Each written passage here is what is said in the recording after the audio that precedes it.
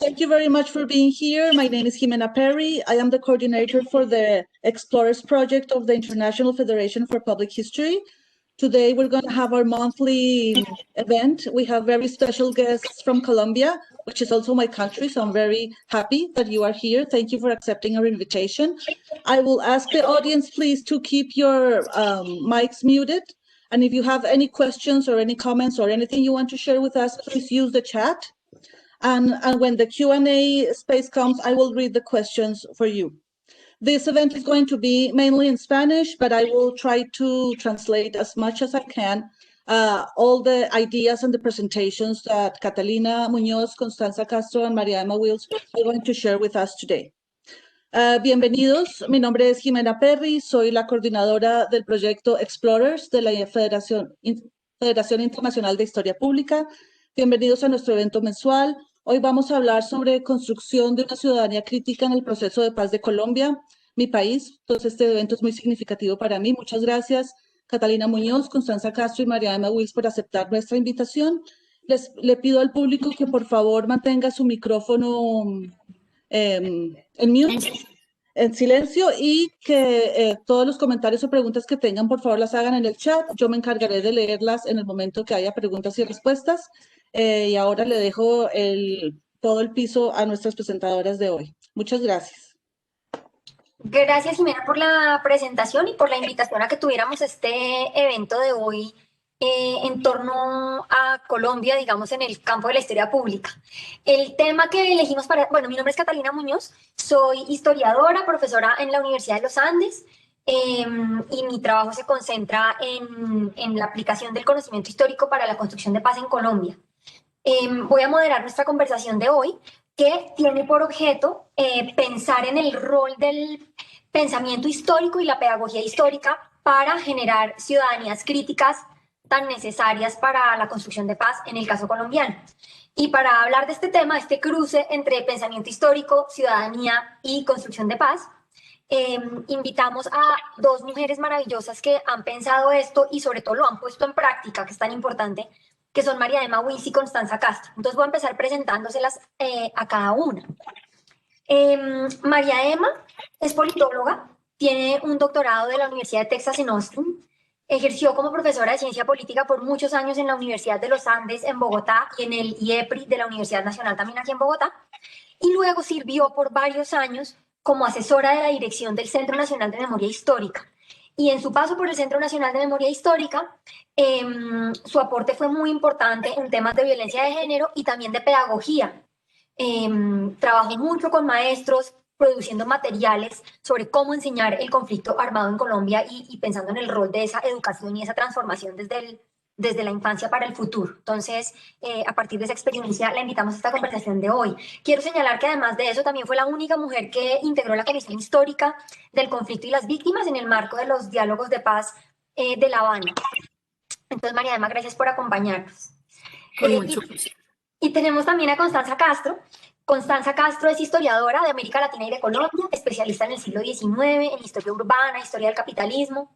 Es profesora del Departamento de Historia y Geografía de la Universidad de los Andes y lleva varios años dirigiendo una iniciativa, liderando una iniciativa que se llama Historia entre Todos. Es una iniciativa que cuenta con participación muy importante de estudiantes y exalumnos de la universidad. Se constituye como un semillero de historia pública y de pedagogía para la paz. Y desde ese espacio se han pensado mucho este rol de la pedagogía histórica para construir paz en Colombia.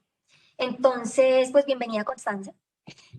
Entonces, el formato con el que vamos a manejar la conversación hoy es: yo les pedí a María Emma y a Constanza que cada una presente entre 10 y 15 minutos su trabajo en este campo, ¿no? ¿Cómo entienden ellas el rol del pensamiento histórico en la construcción de una ciudadanía crítica para la paz? Y que nos hablen de eso desde su experiencia, desde el trabajo que ellas han hecho.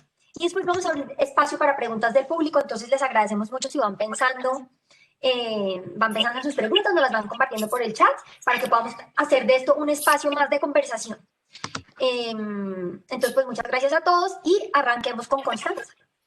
Listo. Muchísimas gracias, Catalina, por la invitación. Muchas gracias a la Federación, a Jimena y a Catalina en particular por habernos invitado. Me alegra muchísimo compartir esta charla con colegas a las que respeto y además aprecio mucho. Voy a hablar entonces, como dijo Catalina, de una iniciativa que hemos llamado Historia entre Todos y que es un proyecto de pedagogía para la paz que piensa, entiende el pensamiento histórico. Ay, perdón, si me están oyendo, que entiende que el pensamiento histórico es inherentemente político y es entonces motor de cambio. En esta iniciativa, entonces, cuestionamos, por un lado, la idea de neutralidad académica, así como de objetividad, que por supuesto ha sido ya fuertemente discutida hace un buen tiempo entre los historiadores, pero que aún suscita resistencias. Y por otro lado, consideramos que el rigor histórico, que no es igual a la neutralidad y a la objetividad, no riñe con el compromiso político con el presente. Y quisiera contarles muy brevemente, y yo tengo un, discúlpenme, no sé si es que hay alguien que tiene un micrófono abierto, pero perdón. Sí, ya, y quisiera contarles muy brevemente cómo surge este proyecto, porque la situación en la que surge explica quizá la visión que tenemos sobre el papel de la pedagogía para la paz desde la historia. Este proyecto se inicia, ay, y si tú, Jimena, de pronto me puedes ayudar con las imágenes, no sé si se logra, tú me vas diciendo. Sí, sí, sí. Quería mostrarles algunas imágenes. Ay, We are muchas going gracias. to start sharing our screen. Eso. Avísame cuando vaya pasando. Listo, muchísimas gracias. Este proyecto se inicia en septiembre del 2016, hace 4 años, durante las semanas previas al llamado plebiscito por la paz que fue convocado por el gobierno de Colombia, como ustedes saben. En este plebiscito los colombianos debíamos votar si apoyábamos o no el acuerdo de paz firmado por el gobierno colombiano y la guerrilla de las FARC. Varias semanas antes. Un acuerdo que, como ustedes saben, tardó varios años en lograrse después de más de 5 décadas de guerra. El tiempo que duró la negociación y en particular las semanas previas al plebiscito fueron de enorme esperanza para quienes apoyábamos el proceso de paz. Teníamos la certeza de que iba a ganar el sí y que empezaría una nueva etapa en la historia de nuestro país tras la negociación con la guerrilla más antigua de América Latina y las promesas del gobierno de apoyar la reincorporación de sus miembros a la vida civil y política. Y fue en este escenario esperanzador en el que dimos estos primeros pasos. Formamos un grupo entre un par de profesoras del Departamento de Historia de la Universidad de los Andes, entre ellas Catalina, que está aquí, y algunos estudiantes con el propósito, teníamos el objetivo de visibilizar desde la historia la importancia que para el logro de la paz tenían algunos de los puntos del acuerdo. Entonces hicimos algunos videos cortos sobre desigualdad en la distribución de la tierra, las limitaciones en la participación política desde una perspectiva histórica, pero pensando en públicos amplios. Y bautizamos este proyecto Historias para lo que viene, pensando que estábamos a puertas de empezar una vida por fuera de la guerra. Cuando ganó el no, en octubre del 2016, pasamos de la esperanza a la incredulidad y luego a la tristeza y a una profunda sensación de impotencia. Hacía muy poco había ganado el Brexit en Inglaterra y Trump las elecciones en Estados Unidos, así que tal vez ustedes pueden imaginar la sensación que teníamos en ese momento. Pero además en el caso colombiano había un agravante y era cómo le explicábamos al mundo, pero sobre todo a nosotros mismos, que la mayoría de votantes hubiera votado no a un acuerdo que buscaba darle fin a la guerra. Los estudiantes que se acercaron a este pequeño grupo inicial aumentaron de manera muy importante después de esto y tuvimos que repensar entre todos cómo organizarnos, qué podíamos hacer desde la ciudad, que era la capital del país, cuando veíamos que la paz que tanto había costado estaba en riesgo. Y cuando veíamos que lo que habíamos discutido en la academia y las certezas que teníamos estaban lejos de la realidad que se evidenciaba en los votos. Que estábamos haciendo mal o que no estábamos haciendo o que no estábamos viendo. Y por lo menos cómo debíamos pensarnos, pues, al menos como historiadores en esta coyuntura. Además de participar con los estudiantes, si puedes poner la próxima, gracias. Además de participar con los estudiantes en las manifestaciones, la siguiente, gracias, perdón, en las manifestaciones multitudinarias que se dieron todas las semanas. No, mira, ya, este es bueno, y ya les muestro. Y la siguiente, por favor. Historia entre todos. Eso. Esta es una de las manifestaciones que se hicieron durante este periodo de negociación entre los que habían ganado por el no y el gobierno colombiano. O sea, además de participar en todas estas movilizaciones, hasta que duraron, pues que fueron casi semanales hasta el final del año, decidimos organizar 3 estrategias sobre la marcha, sobre las cuales podemos hablar un poco después, si ustedes así quieren. Y una de ellas fue Historia entre Todos, que se pensó, que es de lo que yo les voy a hablar, que se pensó como una estrategia de pedagogía, pero a largo plazo, y que empezó al mes siguiente y en la que pues yo trabajo desde entonces. Este fue nuestro inicio. Después de 4 años, esta propuesta inicial ha crecido considerablemente y además de ser un proyecto de formación de estudiantes que participa activamente de lo público, derivó también en un proyecto independiente por fuera de la universidad, formado por jóvenes historiadores que dieron forma a un colectivo y decidieron hacer de este trabajo su vida como profesionales comprometidos con el presente y que hoy se llama Historia de Par en Par. Quisiera discutir brevemente algunos aspectos en particular que definimos muy temprano cuando empezamos este semillero, este grupo, eh, y que, digamos, cuando empezamos en este proceso muy improvisadamente. Y es que, pues, ¿qué queríamos lograr? ¿Cómo podíamos lograrlo? ¿Y para qué lo hacíamos? Es decir, ¿qué sentido le veíamos a la historia como herramienta de paz? Y si quieres, ya la siguiente, gracias. Durante estos años hemos trabajado entonces en el diseño e implementación de estrategias pedagógicas para trabajar con comunidades o grupos que están fuera de la universidad, por supuesto, entendiendo que los historiadores profesionales no son los únicos portadores del conocimiento acerca del pasado. Pero además, y esto es muy importante, entendiendo también que la paz no es un asunto del gobierno, de los actores armados o de las víctimas directas, sino que es un asunto de todos y que todos estamos en la obligación de escuchar y reconocer el sufrimiento de las víctimas, apoyar los procesos de justicia, pero también interrogarnos, cuestionarnos y entender nuestro papel y nuestros vínculos con lo ocurrido y sobre todo nuestro papel en las posibilidades de construir un futuro por fuera de la guerra. Diseñamos entonces ciclos de talleres en los que trabajamos por varias semanas con un mismo grupo y discutimos en cada una de las sesiones de estos ciclos acerca de problemas que son contemporáneos, que son próximos al grupo con el que estamos trabajando y que se deciden entre todos y que giran muchas veces alrededor de temas gruesos como el género, la etnicidad, la desigualdad, la participación política, la distribución de tierras, pero en contexto y de manera histórica y con una mirada histórica.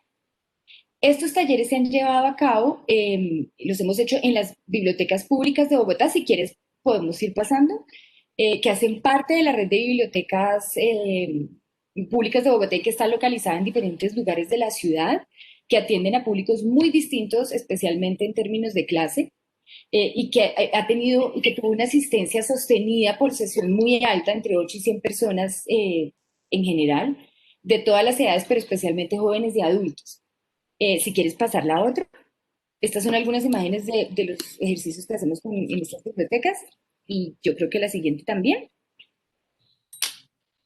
Gracias. Hemos trabajado también en algunas de las llamadas zonas legales transitorias de normalización, que es donde debían agruparse los guerrilleros que participaban en el proceso de paz durante la etapa de dejación de armas. Esta es una imagen de la zona veredal en el Guaviare, y si quieres podemos pasar a la otra, en el Cesar. Y hemos estado en otras regiones, si quieres avanzamos en la otra también, hemos estado en otras regiones del país, como Tumaco, en el Pacífico colombiano, que es una zona muy golpeada por la violencia aún hoy, y en San Vicente del Caguán, que también fue una zona muy importante de presencia de las FARC. Si quieres, la otra también. Gracias. Eso también es en Tumaco, y la siguiente ya es en San Vicente del Caguán. Partiendo de algunas de estas ideas previas, lo que ya les he comentado, pensamos que en que estos talleres deben contribuir de alguna manera a incentivar estos elementos pedagógicos que consideramos fundamentales también en nuestras clases, que son básicamente pensamiento crítico, la empatía y especialmente el pensamiento histórico. Y estos 3, digamos, objetivos pedagógicos son muy complejos, pero son los que nosotros tratamos de incentivar normalmente como profesores en un salón de clase. Solo que en este caso tratamos de pensarlos por fuera de las aulas y en diálogo con una sociedad que busca con mucha dificultad transitar, salir de la guerra. Entonces, ¿qué ejercicios hacemos? Como les digo, muchos son en buena medida los ejercicios que vienen de la misma experiencia de trabajo como historiadores. Pero también hay algunos que vienen de la pedagogía y de las formas como los pedagogos han tratado de pensar cómo es que aprendemos. pero no solo, digamos, desde la razón, sino también desde las emociones, que es justamente lo que nosotros que nos formamos como académicos perdemos de vista, lamentablemente. Si quieres pasar a la otra. Entonces les voy a dar algunos ejemplos. Por ejemplo, cuando tratamos de trabajar alrededor del pensamiento crítico, realizamos ejercicios que muestran, por ejemplo, una selección sesgada de fuentes pues como esto determina nuestra versión específica de algún proceso, algo que para los historiadores es una obviedad, pero que es muy poderoso a la hora de discutir con públicos de no historiadores. Hacemos, por ejemplo, ejercicios sobre algún evento o un hito del pasado elegido por el mismo grupo, nos dividimos en subgrupos y le damos también a cada uno diferentes fuentes que permitan a cada grupo construir una versión distinta de lo ocurrido. O sea, fuentes muy sesgadas, digamos, escogidas con anterioridad, que permitan que ese grupo pueda narrar la historia de cierta manera. En Bogotá, por ejemplo, hemos usado, por ejemplo, el caso del asesinato del líder de Gaitán, el líder liberal popular en 1948, en lo que se llamó el Bogotazo, que es un evento sobre el que la mayoría de los adultos tienen alguna opinión.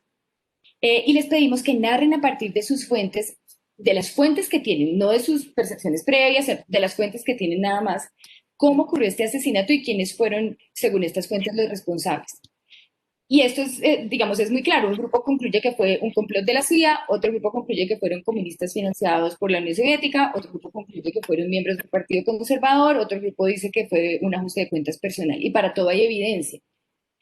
A partir de este ejercicio, volvemos al presente y hacemos un ejercicio similar, pero sobre algún proceso hoy. Y aquí la situación empieza a complicarse, pero la insistencia es la misma. O sea, de dónde viene la información que recibimos, cómo esta información parcial, cómo con ella construimos ciertas ideas, cómo tomamos decisiones a partir de esta información, que ya sabemos que tiene pues un innegable impacto en nuestras formas de participación política. Pero ese es un ejemplo. Otro ejemplo es como cuando queremos trabajar, pensar como en la empatía. Y esto es como les digo, un asunto que es muy importante en el presente, sobre el que los historiadores quizás deberíamos trabajar mucho más. La historia sin duda, y eso lo saben quienes estudian historia, permite acercarse a la diferencia, ponerla en contexto, tratar de entender y poner en discusión diferentes formas de ser en el mundo. Tratamos entonces de hacer ejercicios que cuestionen ideas fijas, prejuicios o privilegios, y esto por supuesto es muy complicado, pero son, digamos, son unos momentos en que los ejercicios sí nos permiten ver algunas cosas a todos los que estamos participando. Y intentamos lograrlo a través de ejercicios que los pedagogos llaman de disonancia cognitiva, que son los que producen algún tipo de choque con las propias convicciones. Y les doy un ejemplo. Si quieres podemos ir avanzando, que yo creo que ya se me olvidó. Aquí, bueno, estos son algunos ejercicios, líneas del tiempo. Si quieres el siguiente, estos son cartografías que tienen que ver con prejuicios. El siguiente, estos son también ejercicios cartográficos. Otros si quieres. Por ejemplo, este. Y esto es un ejemplo pues muy sencillo y muy de historiador, digamos. Digamos, cuando hablamos de género, si estamos en una discusión sobre género, por ejemplo, usamos fuentes que muestran cómo se pensaban los derechos de las mujeres en Colombia en los años 30, que es este el caso, como cuando el movimiento feminista, digamos, estaba cobrando mucha fuerza. Y con respecto a las luchas de las mujeres por el derecho a la educación, discutimos frases como estas. La patria no necesita que ellas se doctoren, las mujeres no deben tener más campo de acción que las paredes de la casa. Y esto lo dice un parlamentario en el Congreso de la República. Cuando nosotros discutimos eso en estas sesiones, la reacción en general es de rechazo.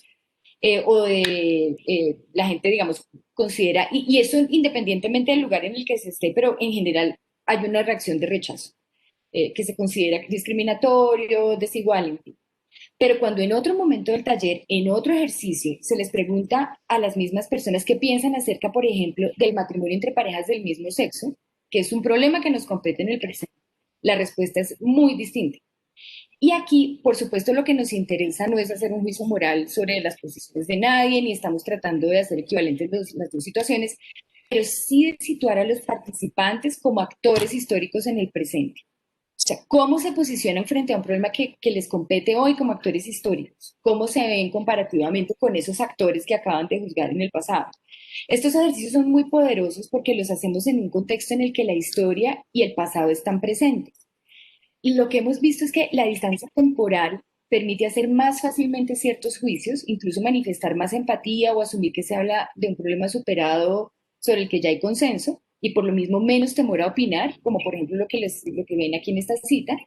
Pero estos juicios o apreciaciones son más difíciles de hacer en el presente, pues la distancia emocional es mucho menor. Pero esta comparación, el hecho de hacerlos de manera comparativa, produce incomodidad y hace visible la manera en que nos vemos y juzgamos a los actores del pasado y cómo nos vemos y nos juzgamos a nosotros mismos y cómo nos vemos como actores en el presente, actores históricos en el presente. Estos ejercicios llamemos de disonancia a partir de la historia, pueden contribuir, ojalá, a cuestionar estereotipos o dicotomías simplistas, quizá porque se transita por un camino que se mueve entre la evidencia, digamos, rigurosa, usada en la academia, pero también se pasa por una aproximación mucho más personal en la que las dudas, los temores, la indignación e incluso la vergüenza están presentes y hacen ineludible enfrentarse, digamos, a la complejidad de estas realidades. Y este es el último punto, y es, digamos, cuando hablamos de pensamiento histórico, pues, ¿qué tratamos de hacer ahí? Y yo creo que este es un punto muy importante que nos compete a los historiadores, y es que una de las primeras cosas que aprendimos cuando iniciamos estos talleres es que no es obvia la existencia de un pensamiento histórico, o sea, no es obvia, no está ahí, ¿no? Y que es parte de lo que podemos hacer como historiadores. Y con pensamiento histórico me refiero muy, muy esquemáticamente, y me disculpan todos los historiadores aquí, es que esa es la idea de que las sociedades no son estáticas, que si bien hay continuidades, las sociedades cambian, y que es en general pues lo que estudiamos los historiadores. En nuestros primeros talleres, por ejemplo, nos enfrentamos a comentarios permanentes sobre cómo Colombia es un país violento desde la conquista, o Colombia es un país corrupto desde que llegaron los españoles y se robaron todo el oro de los indios, y esto lo oí de un historiador. Entonces surge la pregunta, si nada cambia en este país, si todo ha sido siempre igual y además siempre malo, entonces ¿para qué participar políticamente? ¿Para qué votar? ¿Para qué organizarse alrededor de un proyecto político de cualquier índole? Una sociedad que está convencida de que no es posible el cambio posiblemente no participa políticamente o lo hace quizá pensando que la fuerza es la única opción. Ocurre lo mismo con lo que vivimos ahora. Estoy segura que ustedes han oído o han visto, yo lo vi esto en el periódico hace un tiempo, en el que alguien afirmaba textualmente que en Colombia, frente a la pandemia, desafortunadamente no pasa nada como nunca pasa, como no ha pasado.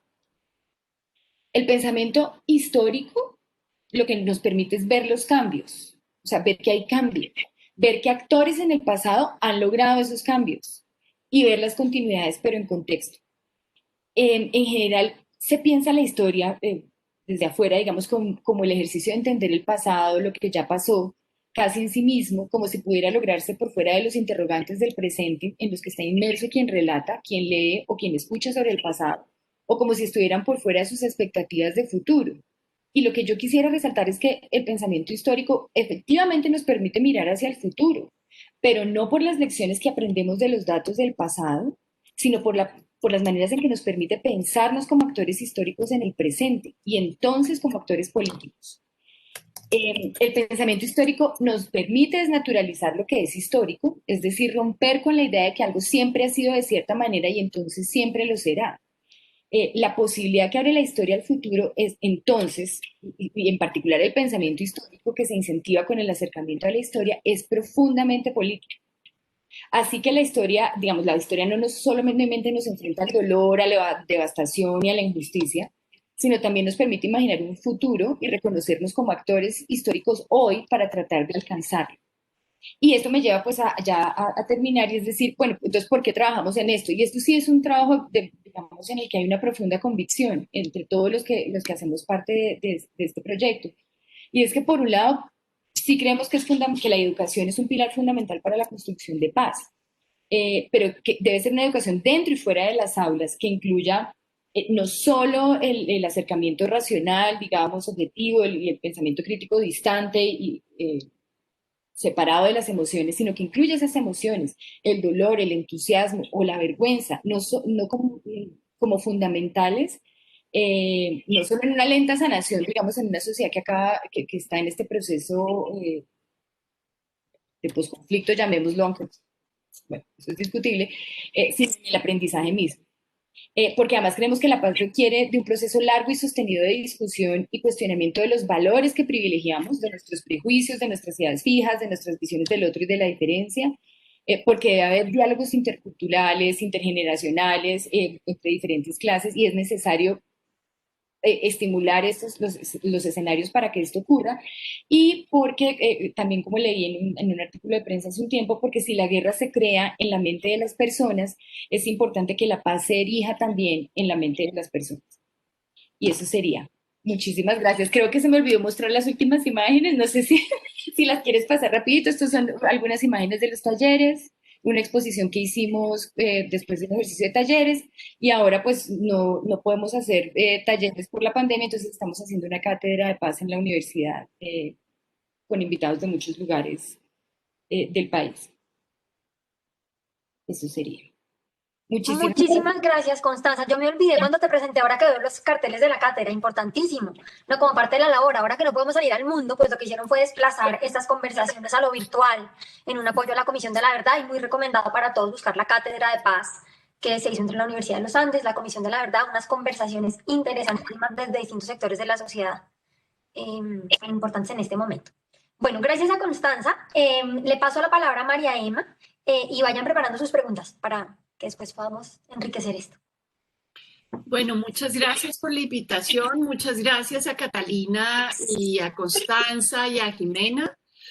Yo les voy a contar de manera muy resumida lo que hicimos desde el Centro Nacional de Memoria Histórica y también las ideas que inspiraron el trabajo con maestros y maestras y también con colegas de distintas universidades a través de grupos regionales de memoria histórica. Entonces voy a arrancar con dos citas de maestros que yo creo que resumen mejor que yo por qué hicimos lo que hicimos. Entonces, en el primero, una maestra dice: en la educación tradicional se muestra el conflicto armado como algo afuera de la persona y de nuestra cotidianidad, pero la guerra es parte de nuestras vidas. Y la segunda cita es: esto era en 2016, estábamos todos esperanzados, como ya lo explicó Constanza, todos pensábamos que el plebiscito iba a pasar y en fin. Y otro maestro dice: la guerra que se va a terminar con las negociaciones entre el gobierno y las FARC es solo un pedacito de la guerra. Sí, entonces, dos ideas fundamentales para entender por qué trabajar la memoria histórica de manera intergeneracional y en la escuela. Una que tiene que ver con la guerra no es ajena a nosotros, así, por ejemplo, muchos y muchas colombianas sintamos que la guerra está allá afuera y que solo compete a los actores armados. La guerra realmente nos implica a nosotros como ciudadanos y ciudadanas, y por lo tanto, en ese sentirnos implicados en la guerra, pensamos en el trabajo intergeneracional que pueden hacer los maestros y maestras en el aula. Yo creo que esto lo compartimos con Catalina y con Constanza, la convicción de que realmente el relato histórico es una conversación pública. El relato histórico no es exclusivamente una conversación entre científicos y académicos, sino que realmente es una conversación con un sentido público, porque la manera como nos imaginamos el pasado marca nuestro presente, marca nuestra identidad y, si se quiere, nos lleva a tomar posturas frente al presente y al futuro. En otras palabras, dime qué historia te narras y te diré quién eres. Sí, así de sencillo. Dime cómo te imaginas que es tu pasado y te diré cómo votas en el presente o no votas en el presente por la manera en que imaginas ese pasado. Entonces, la imaginación del pasado no es un asunto de historiadores, es un asunto público y es un asunto también de educación política, como lo decía Constanza, y de educación ciudadana. Bueno, quizás se me olvidó decir algo fundamental para que la gente de fuera también ubique el Centro Nacional de Memoria Histórica. El Centro Nacional de Memoria Histórica es una institución que se crea bajo la Ley 1448, que es la de Víctimas y Restitución de Tierras, y que básicamente le imprime o le da un mandato al Estado colombiano que tiene que ver con el derecho de las víctimas a la memoria y el esclarecimiento, y por el otro lado, con el deber de memoria del Estado. Ese deber de memoria del Estado colombiano se encarna, se condensa, se cristaliza en una serie de políticas y, en este caso, en una institución que es el Centro Nacional de Memoria Histórica, que básicamente busca hacer informes sobre lo ocurrido en el marco del contexto armado. Ahora, para mí, personalmente, el hecho de los informes era un pedacito de lo que teníamos que hacer, porque como ya lo dije, esos informes podían ser muy rigurosos y terminar siendo ladrillos. Bueno, yo no sé si se dice así en otras partes del mundo, pero ladrillos que ponemos en una biblioteca y que no sirven de nada en nuestra vida cotidiana. Pero dado que estábamos enmarcados en el deber de memoria del Estado, para mí era fundamental que esos informes se convirtieran en motivo de discusión pública. Primer pilar de la memoria histórica y de la pedagogía. Los informes no eran la verdad, nunca los confundimos con, mira, aquí está la historia de Colombia y por favor repite lo que aquí dice el informe. Porque pensábamos que construir historia... Uy, yo no sé por qué como está retumbando. ¿A ustedes les retumba? No, se está oyendo bien. Ah, entonces es mi problema. Voy a bajar acá. Debe ser que alguno de nosotros tiene el micrófono abierto. ¿Cómo? De pronto, Jimena, si te aseguras que los micrófonos estén cerrados y si no, cerrárselos a todos menos a Mariana. Ok. Gracias. Sí, porque es que estoy oyendo un ceseo que me distrae. Entonces estaba diciendo que los informes, desde el punto de vista del deber de memoria del Estado, no pueden ser confundidos con la verdad, ¿sí? En parte porque la misma ley prohibía al Estado colombiano ser el gestor de una verdad oficial. Yo creo que aquí los historiadores que estamos reunidos, bueno, yo no soy historiadora, pero me encanta la historia. Entonces, los historiadores sabemos que el problema con la verdad oficial es que básicamente cierra la imaginación histórica y la conversación histórica para emplazar un único relato en el escenario público. Ese único relato para nosotros, en el centro, era el opuesto de la transición a la paz y el opuesto de la democracia. Y en eso quiero ser muy contundente. Y abro un pequeño paréntesis, Catalina, si me alargo en mis paréntesis me cortas. Un pequeño paréntesis, pero si nosotros pensamos en las elecciones en Estados Unidos, las recientes elecciones en Estados Unidos, Trump-Biden, pues también estaba en juego una mirada histórica, ¿no es cierto? Es decir, la mirada de Trump sobre la historia que constituye Estados Unidos es muy distinta a la mirada de Biden. Pero no solo por el contenido fundamentalmente era muy distinto, pero también porque Trump de alguna manera confunde su mirada con la totalidad de la historia, ¿sí? Es decir, la mirada de Trump es decir, mi mirada es la verdad, ¿no es cierto? Entonces, nosotros sabíamos desde el Centro Nacional de Memoria Histórica que no podíamos confundir nuestros informes con la verdad.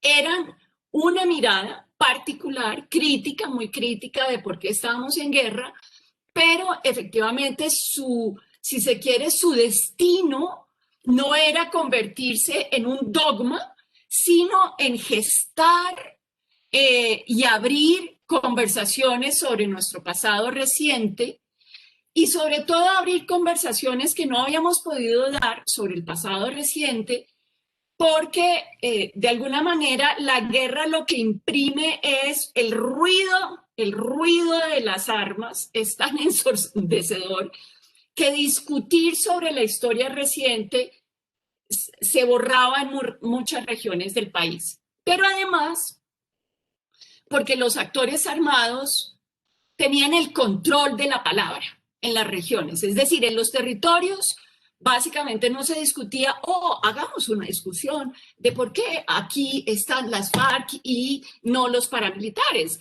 Y, ¿por qué aquí en esta región están los paramilitares y no las FARC? No, eso efectivamente en regiones ya de dominio de uno de los actores armados eran conversaciones prohibidas, tabú. Es decir, el dominio de un actor no es solo el dominio militar, sino también el dominio de las conversaciones que se pueden hacer en la esfera pública. Entonces, romper con la guerra, ¿qué implicaba? Dos cosas. Uno, tratar de hacer conversaciones democráticas sobre nuestro pasado reciente y romper el silencio. A veces el silencio impuesto, a veces la censura. Y romper con verdades oficiales, ¿sí? Romper verdades oficiales, romper los silencios, romper el miedo y volver a tomarse la palabra en el escenario público. Tomarse la palabra en el escenario público era supremamente importante por lo que ya dije, es decir, la censura impuesta por los distintos actores, incluido a veces el Estado, no lo saquemos. Era muy importante, pero era muy importante hacerlo de tal manera que romper el silencio no llevara al dogma, ¿sí? Porque era un contrasentido, ¿sí? Entonces ahí empieza mi obsesión con la pedagogía. Porque la pedagogía es realmente la reflexión de cómo llevas tú una narrativa para generar conversaciones y no para cerrarlas. Entonces, ¿qué hicimos y ahí encontré muchas resonancias con lo que hace Constanza y seguramente con lo que hace Catalina a través de historias para el futuro, siempre le cambio el nombre, historias para lo que viene.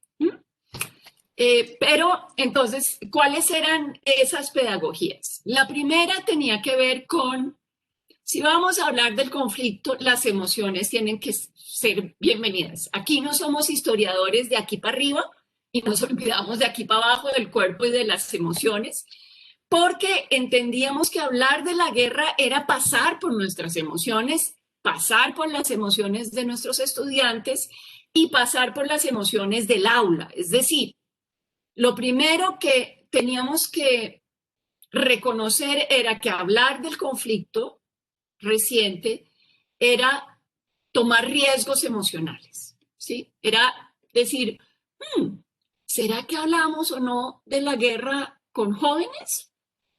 Pues ustedes, los historiadores, saben que hay gente que dice, uy, no, qué horror, ¿cómo les vamos a hablar de esto? ¿No? Cerremos la conversación y hablemos de cosas más agradables, más estéticas, más bonitas, más esperanzadoras. Nosotros decíamos, no, tenemos que hablar de ese pasado desgarrador y reconocer que nos va a mover emociones, porque solo reconociendo nuestras emociones, la tristeza, el desamparo, el agobio, todas esas emociones que podemos realmente conectarnos con nuestro pasado reciente y ser agentes de cambio en el presente. Es decir, la agencia histórica en el presente no solo depende de mi cabecita, sino sobre todo de mi corazón y de mis valores, ¿sí? De lo que pone en juego en la escena pública la historia reciente. Entonces, bienvenidas las emociones y por eso trabajamos mucho la pedagogía, distintas rutas para trabajar las emociones. Las emociones creo que se pueden trabajar más, se pueden afrontar y transformar en voluntad de cambio, más a través de la literatura y de las artes que a través de una historia y un relato, digamos, riguroso. Entonces, la memoria histórica convocaba a profes de ciencias sociales, pero también a profes de artes. Queríamos que la conversación no fuera una conversación objetiva, sino que realmente convocara el cuerpo y las emociones, pero que ese cuerpo y esas emociones encontrara las rutas para poderse expresar. Partiendo del reconocimiento de que hay memorias traumáticas, es decir, ojo, que estábamos tomando riesgos y bueno, y yo sigo convencida que hay que tomarlos, si no la vida, pues es como me quedo en mi sitio de confort y no hago nada. No, hay que tomar riesgos, pero hay que reconocer que puede haber memorias traumáticas. Entonces la pregunta pedagógica es cómo hablamos cómo llevamos testimonios traumáticos al aula, no para que generen memorias traumáticas, sino para que generen memorias ejemplarizantes. Ahorita explico, es un concepto desarrollado por Todorov, pero básicamente la memoria ejemplarizante es aquella que logra conectarse con empatía con el testimonio de las víctimas, pero que logra trascender la literalidad del testimonio. Esto pasó tal día, estos fueron los actores, estos fueron las víctimas, y poner ese evento traumático en un contexto histórico y social de mediano plazo.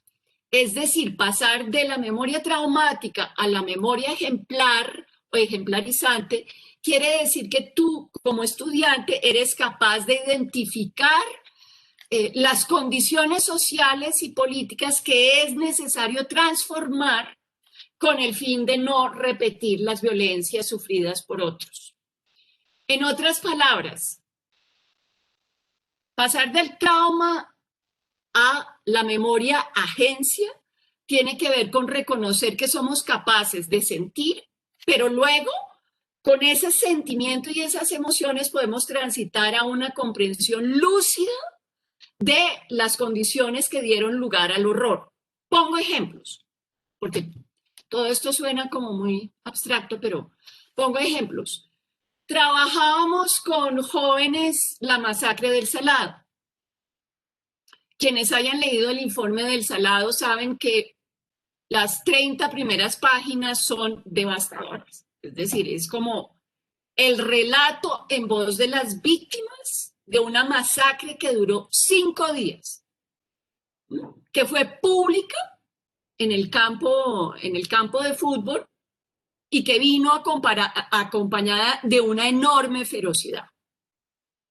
Bueno, entonces uno dice, uy, Dios mío, pero qué locura entrar por ahí. No, ese es el informe. Pedagógicamente, cuando dijimos vamos a hablar de El Salado, lo que pensamos en términos de las condiciones que subyacen a la masacre del Salado y que habían puesto de presente las comunidades campesinas era que detrás de estas masacres lo que estaba en juego era la tierra. Entonces la entrada, fíjense ustedes, cuando fuimos a hablar con los jóvenes de grado 11 de esa masacre, no era la masacre en sí misma, la entrada era la disputa sobre la tierra. Pero para conectar a los chicos, sobre todo chicos urbanos, por ejemplo, chicos de Bogotá o en fin, con el problema, con el trauma y con la violencia que habían vivido en El Salado, no entrábamos por la masacre, sino entrábamos por lo que está detrás y es el vínculo emocional que hay entre identidad campesina y territorios, o en el caso de los jóvenes estudiantes, entre jóvenes estudiantes de la ciudad de Bogotá y los espacios que ellos valoran. Aquí la pregunta pedagógica no es, dígame qué pasó en la masacre, sino, por favor, comprende a través de estas historias puntuales que los seres humanos desarrollamos afectos y emociones frente a nuestros espacios, los espacios que nos rodean, porque esos afectos y emociones que construimos con esos espacios nos permiten saber quiénes somos, ¿sí? Es decir, la identidad está en juego en nuestra relación, en la relación que construimos con el espacio y, en el caso de los campesinos, con los territorios. Entonces, ¿cómo empezábamos? Empezamos discusiones con los jóvenes sobre espacios que eran altamente valorados por ellos, significativos, relevantes. Ellos traían esos espacios. Unos decían la cancha de fútbol, el otro decía, no, la esquina, la tienda de la esquina o la cancha de, en fin, ellos escogían. Y alrededor de esos espacios que ellos escogían, trabajamos conflictos. ¿Por qué? Ay, perdón que me emocione. Porque el conflicto, porque en parte el tránsito de la guerra a la paz tiene que ver también con el hecho de aceptar que vivir en sociedad es vivir en conflicto. Entonces, sí, queríamos, uno, que entendieran el afecto que hay entre los seres humanos y los espacios donde ellos se ven reconocidos, y dos, que esos espacios generan conflictos. Conflictos en distinta escala, pero finalmente conflictos. Escogíamos un conflicto con los chicos y luego trabajamos ese conflicto y, oh sorpresa, luego trabajamos memoria. Entonces, pues ahí salían distintas versiones del conflicto. No, es que el grande me empujó, no, es que usted ¿sí? Trabajamos esas distintas versiones de un conflicto para que los chicos entendieran que alrededor del conflicto hay distintas miradas que se construyen. Una vez que lográbamos, y yo creo que lo lográbamos, la verdad, que entendieran esa relación, fíjense que es muy abstracta la relación, pero no entrábamos con una explicación teórica de la identidad y el espacio, sino con un juego sobre identidades y espacios para poder dirimir esa relación y luego los conflictos que hay alrededor de ellas. Luego de trabajar esa parte, si entrábamos a la relación de los campesinos emocional con sus tierras. ¿Cómo? Recogimos coplas de los Montes de María, que son muy bellas y que hablan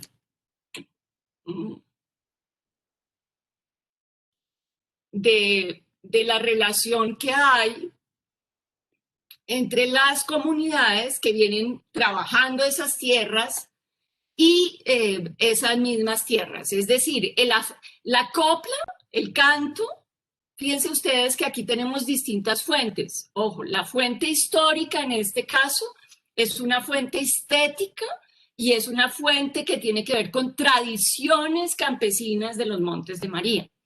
Entonces, los Montes de María, bueno, los que lo conocen saben que tiene una tradición riquísima en cantos y bailes. Entonces trabajamos esos cantos y a través de esos cantos, ¿qué descubríamos? La relación emocional entre la comunidad y su territorio. De tal suerte que antes de entrar al conflicto armado, había un contexto donde los chicos de distintos territorios en Colombia entendían que la relación con el territorio no es meramente económica o explotativa, sino también identitaria y emocional. Y luego sí, bueno, ahí sí, una vez pasábamos por esos momentos, sí entrábamos en las dinámicas del conflicto armado. Cuando entrábamos en las dinámicas del conflicto armado, lo mismo que contó Constanza, poníamos distintas fuentes, siempre había distintas fuentes, distintas voces. Entonces, en los Montes de María hubo, antes de las FARC y el ELN, hubo un pequeño grupo armado que básicamente se llamó el PRT y poníamos citas de personas que habían sido parte de ese grupo, que explicaban desde su mirada por qué habían asumido las armas y luego por qué habían transitado a la paz. Y luego poníamos la voz de los paramilitares, las voces de las FARC y el testimonio de las víctimas. En cada uno de estas fuentes venían acompañadas de preguntas, no de afirmaciones categóricas del profesor, donde les pedíamos a los chicos que exploraran la fuente, quién habla, desde dónde habla, con qué recursos cuenta, por qué piensa como piensa, de tal manera que el joven o la joven empezara a ver la fuente no como un escrito muerto, sino como un escrito vivo para ser interrogado. Y en todos los casos había momentos donde hacíamos preguntas sobre las consecuencias que traían ciertas decisiones adoptadas por quienes estábamos viendo. Entonces, en esas decisiones, por ejemplo, en el caso de los paramilitares, poníamos la justificación que dio Castaño de por qué él había tomado las armas y por qué habían cometido los paramilitares masacres. Poníamos esa justificación y luego poníamos los testimonios de las víctimas de la masacre del Salado y las cifras de la cantidad de masacres y de víctimas que había habido en el Salado. De tal suerte que aquí había una segunda cuestión que queríamos que reflexionaran los chicos, pero sin echarles un rollo. Es que la cuestión pedagógica es que uno no llega a echar rollo, uno tiene que dejar que los chicos exploren. Entonces aquí la cuestión era que los chicos se preguntaran por las consecuencias de cierto tipo de decisiones. Y las consecuencias no solo en términos de las justificaciones que dan los actores armados, sino sobre todo las consecuencias en voz de las víctimas. Y con esto podría hablar mucho más, pero creo que necesitamos tiempito para las preguntas. Entonces voy cerrando. Y digamos, con estas voces y las consecuencias que habían traído las decisiones de los grupos armados, trabajábamos también la relación empática, ¿sí? La relación de empatía mucho en clase. Es decir, aquí volvían a entrar las emociones. Explorábamos cómo se sentían los estudiantes frente a estos discursos, qué emociones les provocaban esos discursos o los testimonios de las víctimas. Y por último, cerrábamos no con la masacre, porque pues eso sí hubiese sido muy perturbador, sino con la agencia. Entonces mostrábamos todo lo que habían hecho jóvenes del Salado para afrontar las consecuencias de la masacre, recuperar la vida en comunidad y abrir, si se quiere, una historia de futuro. Y con esto cierro.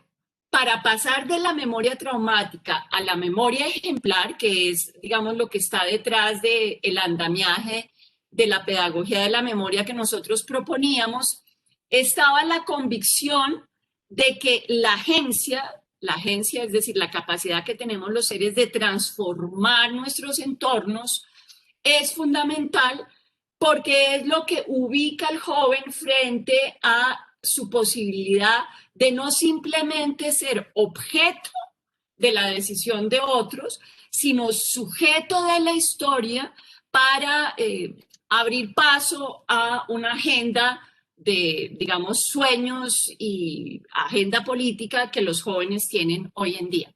Entonces, ahí cerrábamos con, digamos, ese recorrido con la agencia de los chicos. Ay, perdón, olvidé decir algo. Trabajamos mucho sobre estereotipos y estigma, pero con eso dejo, digamos, había todo un capítulo sobre cómo los seres humanos, a través de nuestro lenguaje, continuamente producimos estereotipos de los otros que derivan fácilmente en guerra. Pero eso lo trabajamos desde las experiencias de los estudiantes, es decir, cómo ellos se estereotipan y son objeto de estereotipos y cómo sufren de los estereotipos que otros les ponen, para luego transitar a cómo esos estereotipos en el marco de un conflicto armado se transforman en estigmas y se transforman en engranajes de enorme sufrimiento, pues que provocan enorme sufrimiento. Y ya.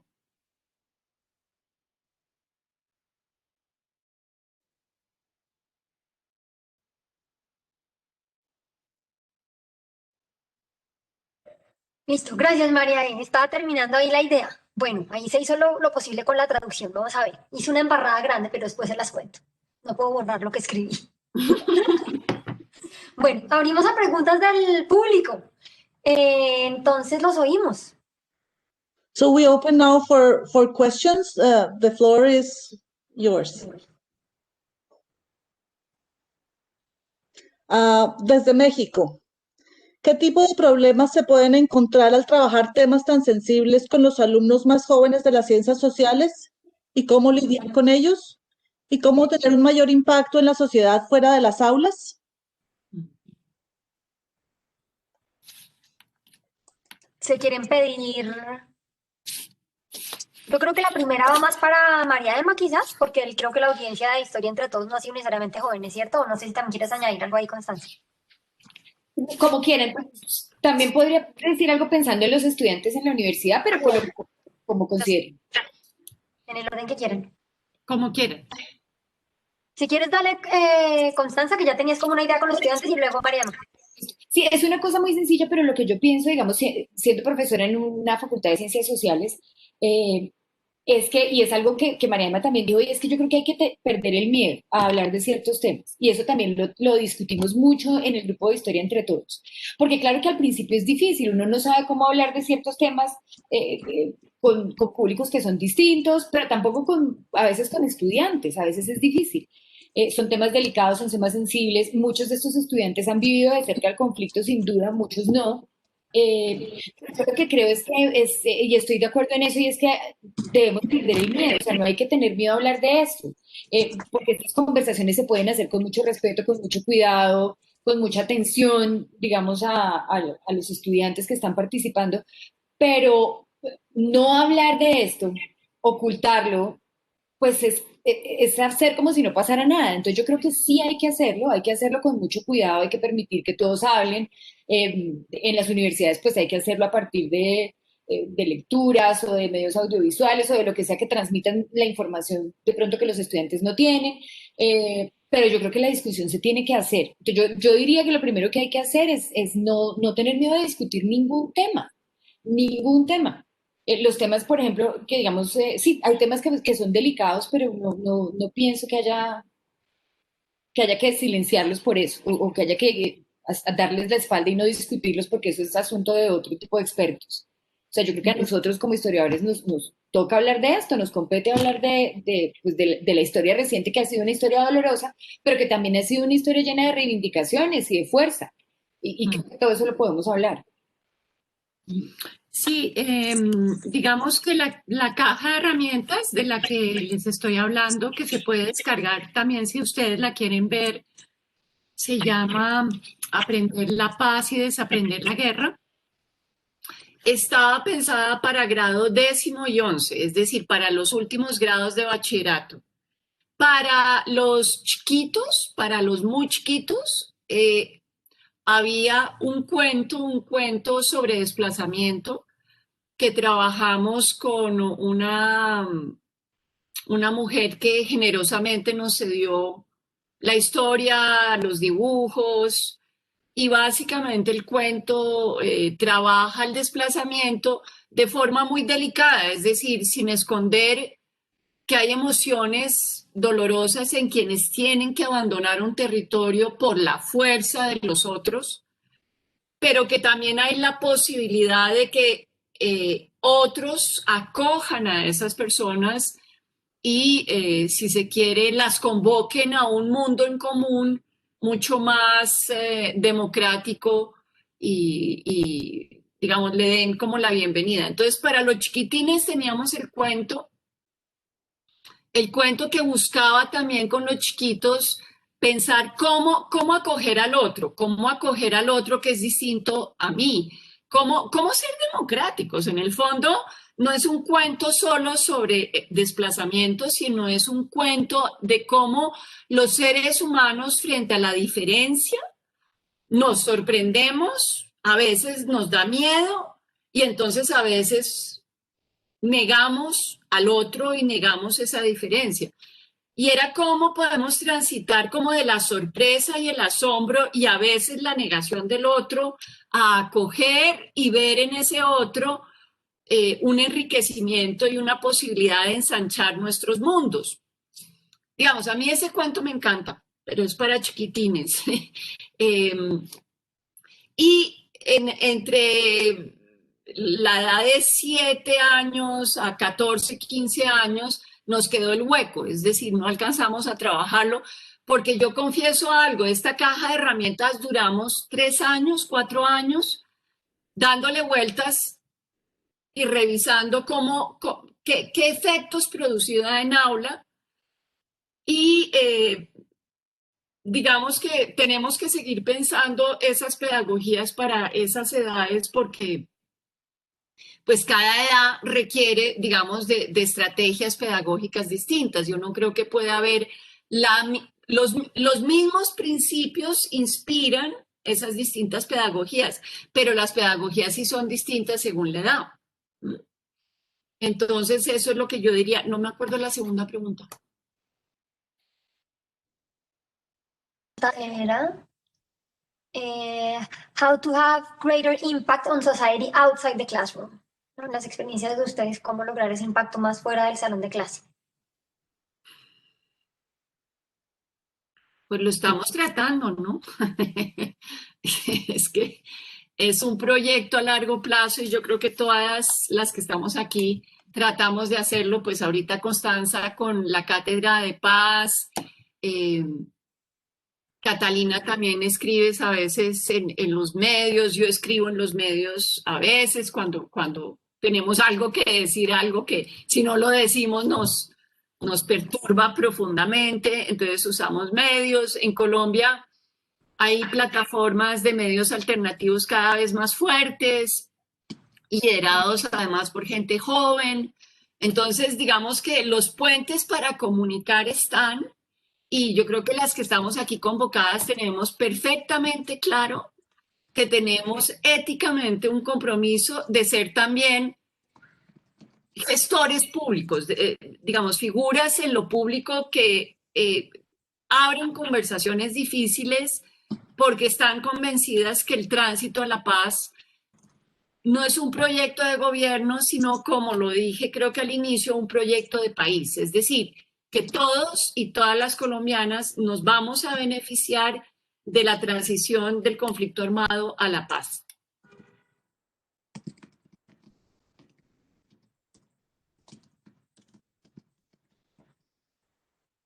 Yo tengo una pregunta la cual les mencioné al principio antes de que empezáramos la charla. Un historiador público que está en Lituania no pudo asistir, pero quería que les transmitiera la pregunta.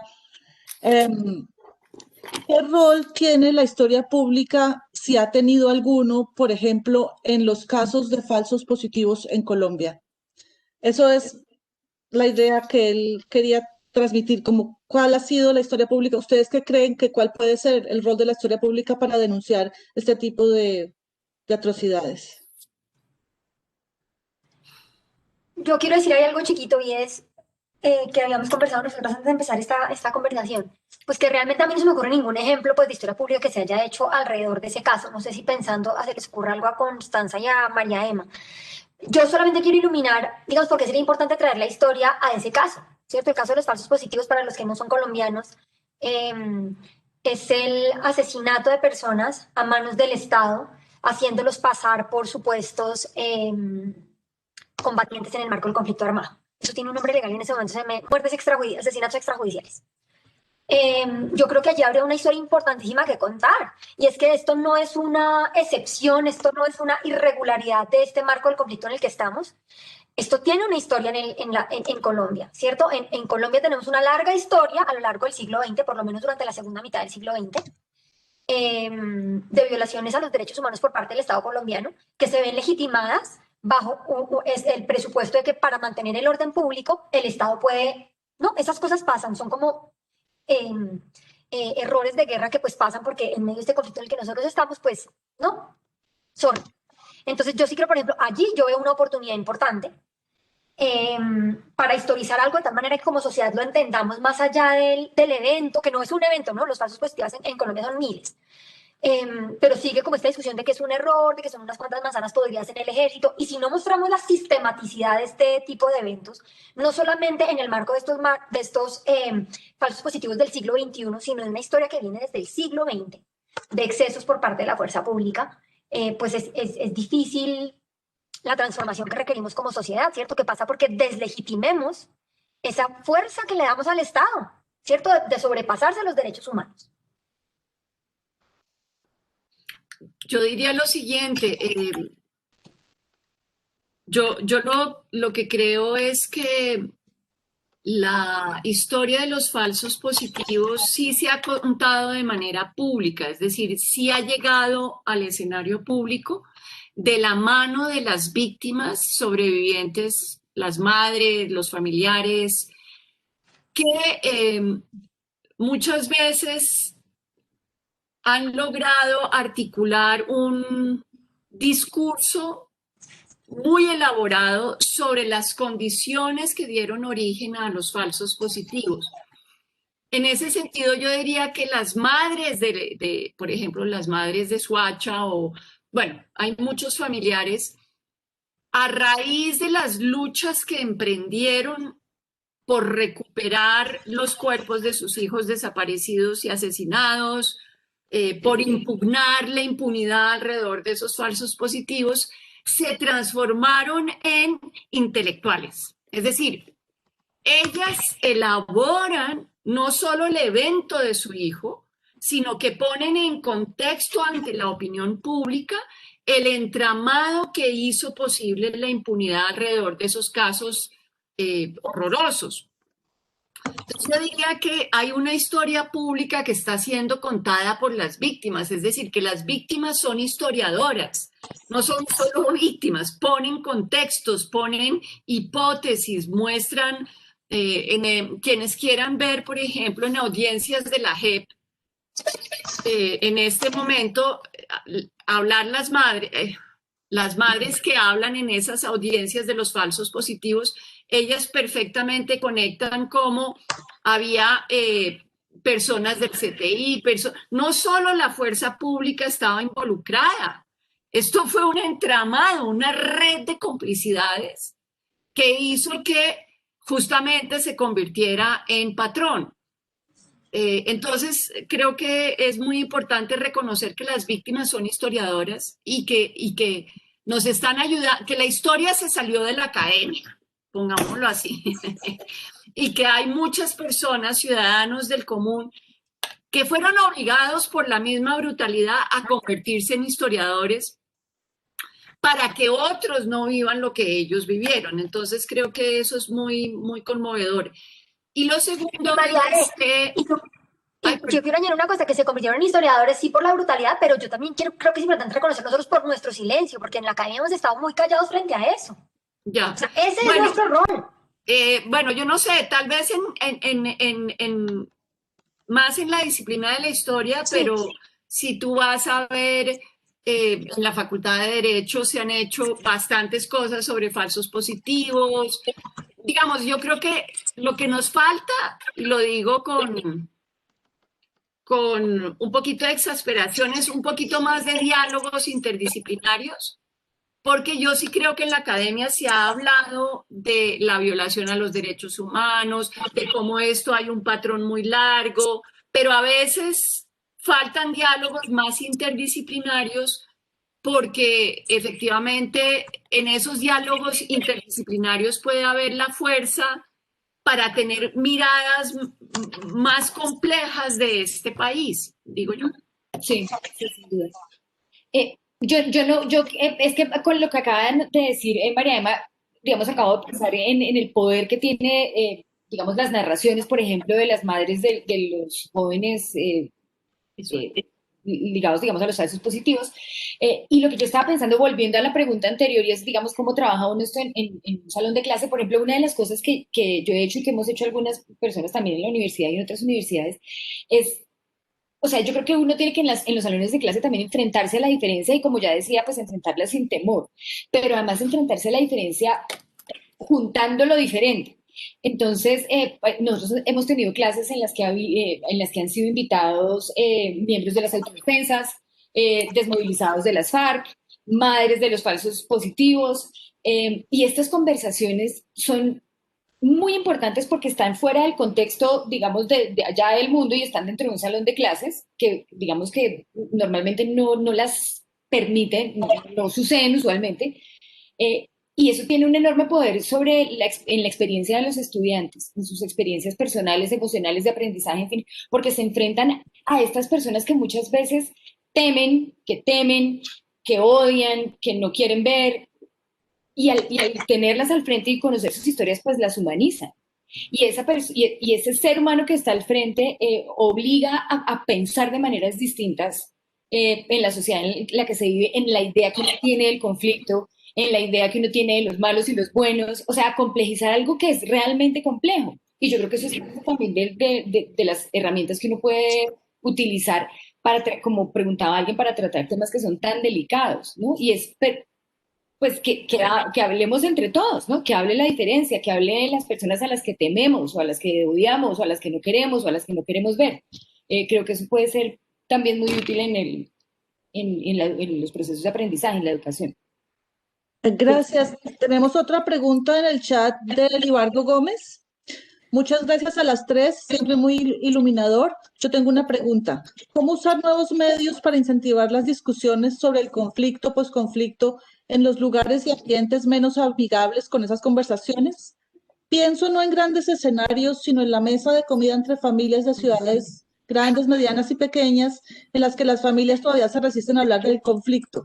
Quizás tengo en mente proyectos como el del New York Times con 1619 y el documental sobre la guerra de Vietnam.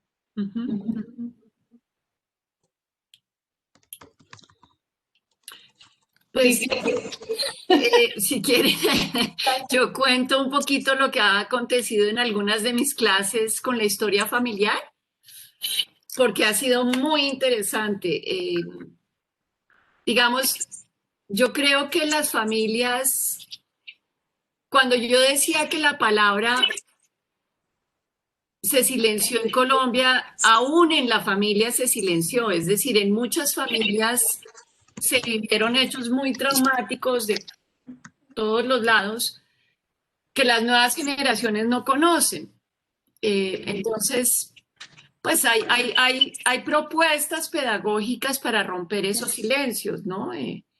Por ejemplo, el álbum familiar y hacer un recorrido intergeneracional con el álbum familiar y preguntar qué pasó aquí o, en fin, hacer líneas de tiempo, cuándo nací yo, cuándo nacieron mis hermanos, mi padre, qué estaba ocurriendo en el país, o trabajar alrededor de lo que yo llamo los ausentes. Es decir, en el álbum familiar puede haber la foto de una persona de la que nunca se habla, porque justamente evoca situaciones muy dramáticas.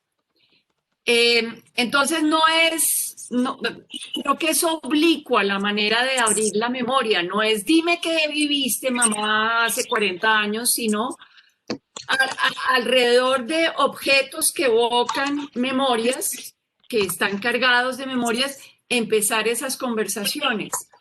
En la mayoría de familias salen entonces eventos dramáticos que empiezan a ver la luz en un escenario pequeño de la familia y un poco alrededor de esa luz se puede también trabajar el trauma para que el trauma encuentre el carril para expresarse de otra manera y no como un silencio denso que nos hunde. Ahora, hay discusiones en familia que son difíciles porque hay posturas distintas. y hay adultos que tienden a ser un poco, ay, voy a decirlo así, yo sé que no es muy amable, pero no se me viene a la cabeza nada más. Un poco al estilo Trump, ¿no? Yo tengo la verdad y lo que tú estás diciendo es errado y no te quiero ir y, ¿no? Chao, candado. Pues aquí hay, digamos, hay también un llamado de atención para que las familias puedan aceptar que hay discusiones difíciles y que no, para querernos, no tenemos que pensar lo mismo. Cuando pensamos antagónicamente, es decir, cuando en una misma familia hay una persona que piensa que el acuerdo es lo peor que le pasó a Colombia y la otra piensa que el acuerdo es la puerta de salida a la guerra, cuando hay esas dos posiciones opuestas, yo pediría que haya como un trabajo de ciudadanía dentro de la familia para que ese antagonismo se pueda trabajar con respeto. No nos vamos a poner de acuerdo. Habrá papás y habrá hijos que no se pongan de acuerdo. Pero la cuestión es que el papá reconozca que el hijo tiene otra mirada y que esa mirada puede tener argumentos para su hijo que son válidos. Es decir, voy a decirlo, y yo no soy psicoanalista ni nada de eso, pero es como aprender a vivir con la alteridad, aprender a vivir que no somos idénticos, que nos podemos querer, pero que somos distintos y pensamos distinto. Ahora, es que el otro día me leí una tesis que me prendió 20 alarmas. Que la conversación va a ser apasionada y a veces difícil y a veces muy incómoda. Sí, señores. Sí, señores, va a ser muy incómoda. Que puede haber momentos de ruptura en donde una persona diga, no hablo, ya, me callo y no vuelvo a hablar al respecto. Sí. Pero al menos empieza a haber alguno de esos diálogos. Y esos diálogos, si se pueden llevar de manera democrática, vuelvo y reitero, sin arrasar al otro y sin pensar que uno tiene la verdad completa, son principios de democracia que a mí me parecen muy importantes. Yo quisiera solo añadir una cosa chiquita y es pensando en la pregunta, y me lo estoy imaginando también en el salón de clases, y es, por ejemplo, hacer, digamos, algunos de los trabajos que yo he hecho en clase con los estudiantes desde hace ya tiempo es hacer historias orales muy sencillas, es un trabajo muy, muy sencillo, muy gran sofisticación porque es un trabajo dentro de una clase en la que el ejercicio es entrevistar a una persona de su familia. Tiene que ser alguien de su familia. Puede ser el tío, el abuelo, el papá, la abuela, bueno, en fin. Y además, cuando uno dice sobre alguna cosa histórica, todo el mundo piensa que tiene que ser pues acerca de algo, no sé, la toma del Palacio de Justicia o algo así. Y pues histórico puede ser, no sé, la llegada del televisor, cuando empezó a usarse minifalda, qué sé, cualquier cosa que haya producido algún tipo de cambio, no sé. Y estas discusiones son muy enriquecedoras porque son jóvenes que muchas veces no han hablado con sus papás o sus abuelos de nada de su vida en el pasado. Y hay muchas historias que aparecen de repente que son dolorosas, que son difíciles, que no se imaginaban. Y estos jóvenes descubren en sus padres o en sus abuelos unas personas que no conocían, unas historias que no conocían, que se les revelan como un gran descubrimiento. Y además creo que el hacerlo, digamos, con el acompañamiento en una clase también es bueno porque pone eso en un contexto más grande. Y se entiende, digamos, no sé, que el proceso de migración del abuelo que vivía no sé, en Santander a Bogotá no sé, a mediados del siglo XX, pues tuvo que ver con un conflicto, que él está sentado en una universidad en Bogotá porque eso pasó en el pasado, porque eso pasó hace unos años, porque hubo un conflicto que hizo que sus abuelos tuvieran que emigrar. Y eso, digamos, que puede producir unas discusiones al interior de las familias promovidas, digamos, desde las universidades o desde la educación, que creo que pueden ser muy enriquecedores, para conocerse, digamos, entre generaciones.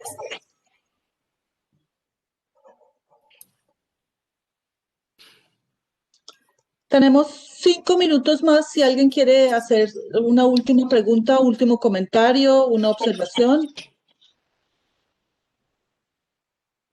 We have 5 minutes left if somebody wants to make a comment, a question, a remark, anything. Si no hay más preguntas y si están de acuerdo, No, podemos... sí hay, Sí, mira. ay, perdón, ¿dónde? Ay, perdón, no la Esteban vi. Zapata Esteban Viesner. Zapata. Sí, perdón, Esteban. Hola, quisiera saber de qué forma se pueden realizar ejercicios de historia pública que inviten a la gente a crear sus propias narrativas históricas sin Sí, caer en el lugar de todas las posturas son válidas. muy bien. ¿Válidas? ¿Cómo puede la disciplina histórica aportar en ese sentido? Ujú, muy bien. ¿Quién se lanza? Dale, María Emma, que yo acabo de... Muy buena tu pregunta, Esteban, porque también me tiene un poquito irritada como el todo vale, ¿no? Todas, ay, tan pluralistas todos. Y yo creo que la memoria histórica o el lugar de la memoria histórica no es bienvenidas todas las posturas, aunque sean falsificadoras y aunque sean negacionistas y aunque sean trompistas en el sentido del arrasamiento del otro. Creo que efectivamente hay unas fronteras muy claras que son éticas y que tienen que ver también con el hecho de que hay eventos que se pueden establecer que no dejan, que no están abiertos a la conversación. ¿Sí? Porque, voy a decirlo de esta manera, el juez, el historiador y el ciudadano de a pie se han puesto de común acuerdo alrededor de un hecho. Pero se han puesto de común acuerdo alrededor del hecho porque ha habido una contrastación de fuentes que ha llevado a decantar ese hecho. Yo siempre pongo un ejemplo que es bastante incómodo para algunos, que es el ejemplo del Palacio de Justicia.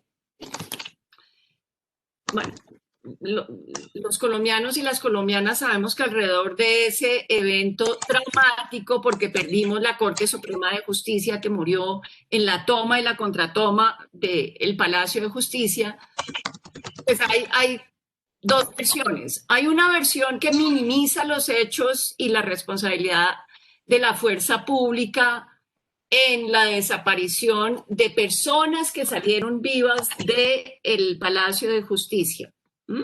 Hay una negación, eso no pasó. Pero los jueces, los historiadores, las propias familias sobrevivientes de las víctimas han demostrado que hubo 11 desaparecidos. ¿Sí? Okay. Entonces, yo no pido que todos nos pongamos de acuerdo alrededor de si fue la culpa del M que se tomó el Palacio de Justicia o si fue la culpa del ejército. Alrededor de eso vamos a tener discusiones, ¿sí? Y habrá distintas formas de interpretar los hechos. Pero que hubo 11 desaparecidos que estaban en poder del ejército, eso no está abierto a la discusión. En otras palabras, yo creo que las conversaciones van cerrando, estableciendo algunos hechos como hechos ya establecidos, porque logran a través de la contrastación de fuentes decir quién le hizo qué a quién, punto, ¿sí? Y luego podemos conversar, y serán conversaciones muy acaloradas, sobre responsabilidades, sobre digamos, cómo la toma y la contratoma se salió de madre, por así decirlo, y por qué unos y otros tienen distintas responsabilidades. No sé si contesté a tu pregunta, pero no es aceptable el negacionismo, no es aceptable en una conversación de memoria histórica que nieguen ciertos hechos ya establecidos. Sí es aceptable que esos hechos sean motivo de debate público muy acalorado sobre responsabilidades frente a esos hechos.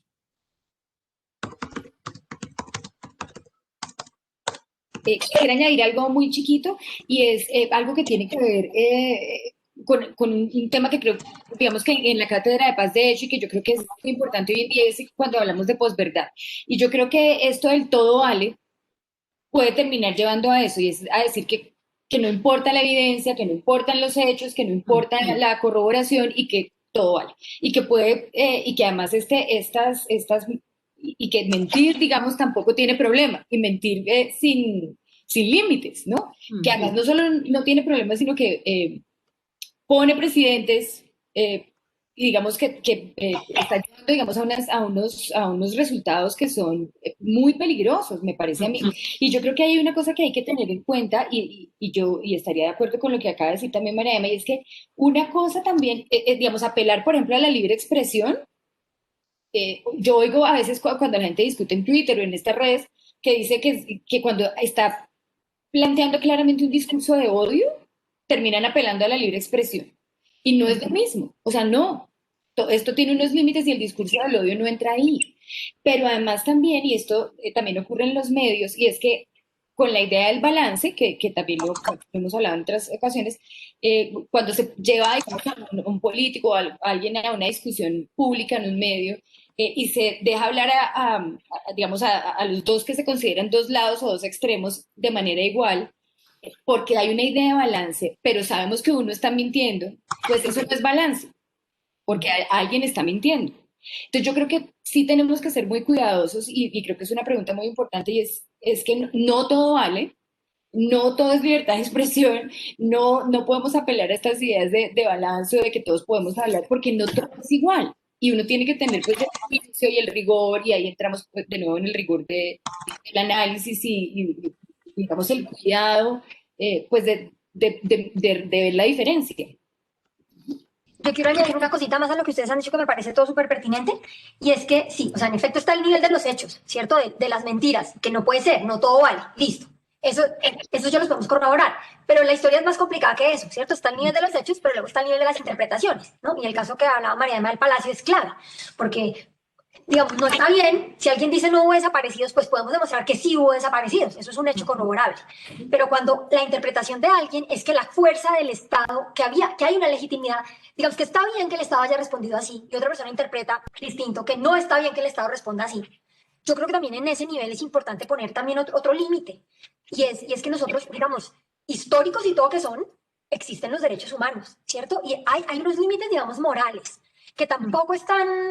Pienso yo que como sociedad tenemos que tener unos límites de que es debatible y que no, ¿cierto? Entonces también hay unos límites, digamos, en ese campo interpretativo, sin presuponer, digamos, la ley es histórica, los derechos humanos son históricos, ¿cierto? Quiere decir que no los conseguimos igual hoy que como los conseguíamos hace un tiempo, están sujetos a cambiar, pero tenemos esas normas en algún momento determinado porque son importantes para la convivencia, para el respeto, para la dignidad. Entonces también eso es un límite frente a las interpretaciones que son viables o no.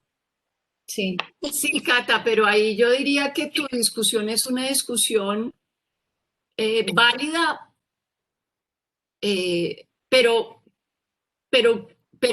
no podemos negar que hay una discusión alrededor de eso, ¿sí? Es decir, que tú te vas a afrontar a un sector colombiano que va a decir, no, es que, como dijo, bueno, estábamos defendiendo la democracia, o sí, bueno.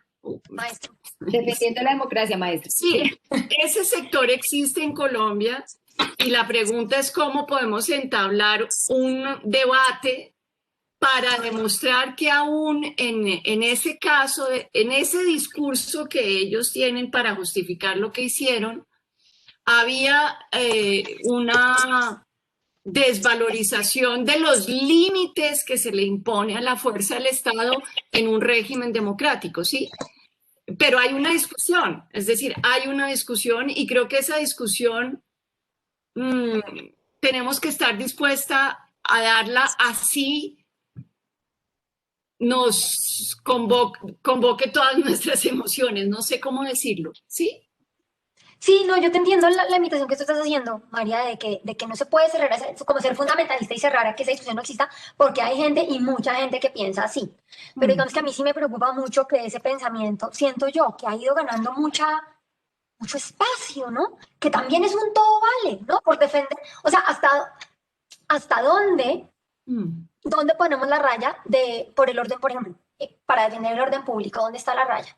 Ujú. Y me preocupa que, digamos, que discursos que hace unos años nos parecían no válidos, no aceptable, que alguien piense así, cada vez ganan más cancha en los medios, ¿cierto? Como una moralidad que se extiende y, digamos, no quiero caer en sonar como moralista, así fundamentalista, pero me preocupa. Pero de acuerdo, digamos, en el salón de clase creo que la conversación hay que tenerla, que el error sería no abrir el espacio de discusión con los estudiantes. Exacto. De acuerdo, en eso estoy totalmente de acuerdo contigo. Creo que quiero dar un ejemplo y con esto cierro, porque me pareció muy interesante. Creo que fue el domingo que salió en prensa un artículo hablando de nuevo sobre la decisión que tomaron los medios de comunicación en Estados Unidos de cortar al presidente, ¿no? Ustedes saben que no solo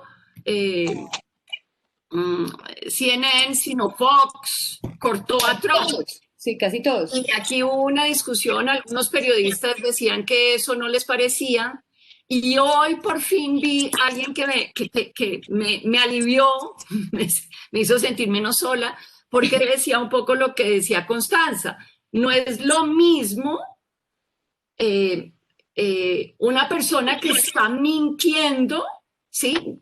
Como así sea el presidente, y que tiene entonces el micrófono abierto por su presidencia y por lo tanto, por el hecho de estar mintiendo, defendía a los medios que lo habían cortado. Decía, es que aquí, porque existe un derecho superior, y es el derecho a la verdad, el derecho a una información, digamos, una información, ¿cómo se llamará eso? Genuina, o una información rigurosa. Entonces creo que eso, digamos, me hizo sentir que hay derechos que ponen lo que también Catalina estaba diciendo como unos límites. Yo voy a censurar al presidente, pues sí, si está diciendo mentiras, unas mentiras además que podían llevar a una guerra civil, cosa que nadie se imaginó en el mundo, ¿no? Era Sí. como, ¿qué es esto? Así es. Así es. Bueno, dado que son las 3:40, Uy, Nos pasamos. que tenemos una de nuestras participantes que tiene que ir a dar clase, les agradezco mucho a todas, pues bueno, a María Emma, a Constanza por haber aceptado esta invitación hoy, por compartir con nosotros sus experiencias tan interesantes, y al público que estuvo conectado, las preguntas. Muchas gracias por la conversación, y a Jimena, obviamente, que es la que convocó todo. Pues A muchas usted. gracias. Muchas gracias a las tres, a Catalina, a Constanza y a María Emma por haber aceptado esta invitación. Fue una discusión súper interesante. Va a quedar grabada también para que el público la pueda ver más adelante. Estamos muy agradecidos en nombre de la Federación Internacional de Historia Pública. Thank you very much. We are very grateful for you for accepting this invitation. The International Federation for Public History thanks you again, and this video will be uploaded as soon as it's processed, so you can take a look whenever you want. Thank you very much for being here and for accepting this. And thank you to the audience as well. Muchas gracias a usted. Gracias. Adiós. chao.